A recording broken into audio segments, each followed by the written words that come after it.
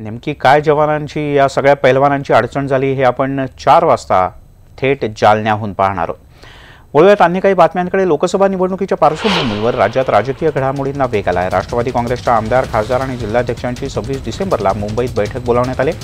अजित पवार, प्रदेशाध्यक्ष जयंत पाटील, छगन भुजबळ यांच्या उपस्थितीत ही बैठक होती आहे।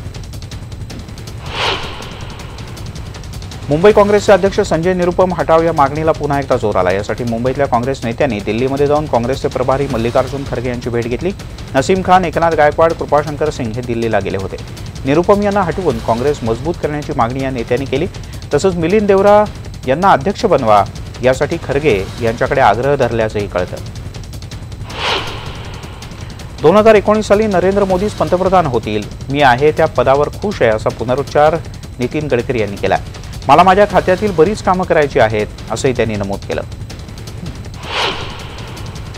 कल्याण डोंबिवली मार्गे तळोजाला जाणाऱ्या मेट्रो प्रकल्पावरून शिवसेना भाजपमध्ये पुन्हा एकदा युद्ध सुरू झालंय। शहरात बॅनरबाजी करत दोन्ही पक्ष मेट्रो आपणच आणत असल्याचा दावा करतात। मेट्रो 5च्या भूमिपूजनाच्या कार्यक्रमानंतर भाजपनं बॅनरबाजी करत श्रेय घ्यायला सुरुवात केली। हडपसरच्या ससाणे नगर इथे 40 लाख रुपयांचं गाढव विक्रीला काढल्याचे फ्लेक्स सध्या मोठे चर्चेत आहेत। योगेश टिळेकर यांनी 40 लाख रुपये खर्च करून रेल्वेचं गेट उभारलं होतं, पण ते वर्षभरात 5 वेळेला तुटलं। त्यामुळे त्याच रेल्वे गेटच्या बाजूलाच हा फ्लेक्स लावून त्यावर भाष्य करण्यात आलंय।